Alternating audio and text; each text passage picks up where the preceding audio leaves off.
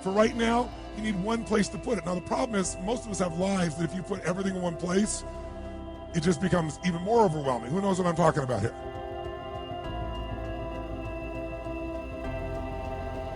Real success in any measure whatsoever comes when you do more for others than anybody else. There's no other way to do it. You find a way to add more what? Value. And if we find the way to add more value, we can be superior in the marketplace, but we can also be superior in our own lives. We can enjoy our lives at a different level. We can have a different set of pride that isn't fake. It's not ego. Ego is when you try to make it better than it is, and you know the truth is it's not. But when you really are in a position, when you're in a position where you own what you're about, and you know what you're here to deliver, and you deliver it on a significant scale, then you have an opportunity to really experience not only success, but fulfillment. And this conference has gotten bigger and bigger, not only in its size, but also in its impact. And so I'm really privileged to be back with you here. And I know you're working to raise 1 million meals. And I'm very, very into hunger, to say the least, primarily because I was so hungry at a stage of my life. One of the most powerful things we could do to serve you is have you become clear of what the controlling force is that's controlling the quality of your life. And you and I both know it's not the amount of money in your pocket, it's not who you know, it's not even what you've been through.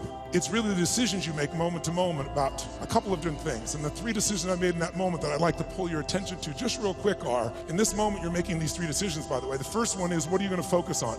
All successful people have an eerily similar mindset. They all want to improve themselves each and every single day. That way they can produce more and grow more over a long period of time. Those little changes here and there can slowly stack up and add to a huge change and a huge positive growth for not only you, but for the ones around you in your company or your business, whatever the case may be. One of those changes could be waking up just 10 minutes earlier and working for 10 minutes at the start of your day. Well, those 10 minutes will turn into it longer than an hour at the end of the week. So you've done an hour's worth of work within a week by just waking up 10 minutes earlier. So it's just little changes that people make throughout their life. If you want to get more time in your day, just wake up earlier. It's not that hard. But a lot of people just don't want to do it. And that's another mindset that successful people have. It's okay to get uncomfortable. In fact, it's encouraged because you learn the most when you're uncomfortable and when you can't really navigate a situation in the way that you'd want to.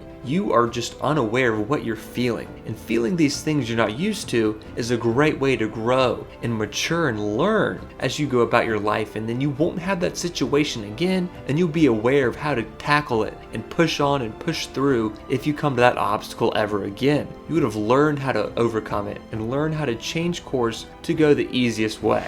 I think it's really critical that you understand that everybody wants to grow their business, and we all go through different phases, right? Just like human beings go through phases. You know, you give birth to your business and you're an infant, and an infant is a run for survival, and cash flow problems are a natural process in most cases, and you're running. Hopefully you get to a teenager where now cash flow is not a problem, you're growing like crazy, and then you have a new problem. You don't have systems in place. And maybe you get to young adult where you have to decide what you're not going to do. Eventually, hopefully you get to prime where you're growing your business revenues and you're growing your profits and you got a professional organization, you're not doing it. Because as long as you're doing it, really you don't have a business. What you have is you're self-employed. And there's nothing wrong with being self-employed. But whenever you meet someone who's in business is stressed, they're always a business operator. And my focus is to become a business owner. How do you do that? You realize that the chokehold in the growth of your business is always the leader. And it's your skills and it's your psychology. And I found it's 80% psychology and 20% skills. You gotta have the marketing skills. You gotta be able to lead. You gotta be able to recruit. You gotta do all those things. But really, most importantly, you gotta get it through what I call the threshold of control. And this, to me, is the secret to really succeeding in business. And it's pretty simplistic.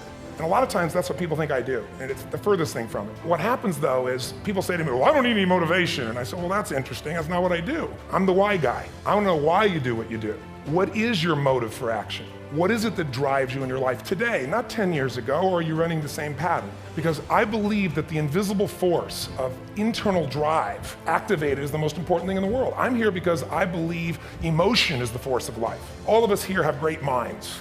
You know, most of us here have great minds. I don't know if I'm in the category, but we all know how to think. And with our minds, we can rationalize anything. We can make anything happen. We can, I agree with what was described a few days ago about this idea that people work in their self-interest. But we all know that you don't work in your self-interest all the time. Because when emotion comes into it, the wiring changes in the way it functions. And so it's wonderful for us to think intellectually about how the life of the world is. And especially those who are very smart, we can play this game in our head. But I really want to know what's driving you. And what I'd like to maybe invite you to do by the end of this talk is explore where you are today for 2 reasons. 1, so that you can contribute more. And 2, so that hopefully we can not just understand other people more, but maybe appreciate them more. And all of you have targets, things that you're after. If you're gonna get a new result, if you're gonna grow your business, if you're gonna be able to support your mom, if you're gonna get rid of the anxiety, if you're gonna be able to overachieve and not have all that fear inside of you, you obviously need to get a new result. You're gonna have to get new action. We all know that. You don't get new results with old actions doing the same thing. What human beings can do, this is a human being, believe it or not, I majored in art. What human beings can do is amazing. What they will do is usually disappointing. It's not because we're not capable of it. It's because